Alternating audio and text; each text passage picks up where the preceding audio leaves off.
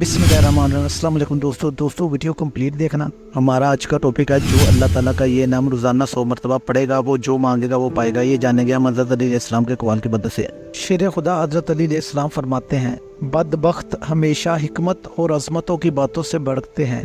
बेशक ज़ात राह को ज़ाया करना बहुत बड़ी खराबी है और बिलाशुबा आखिरत को बिगाड़ना नहायत बड़ी बदबख्ती है।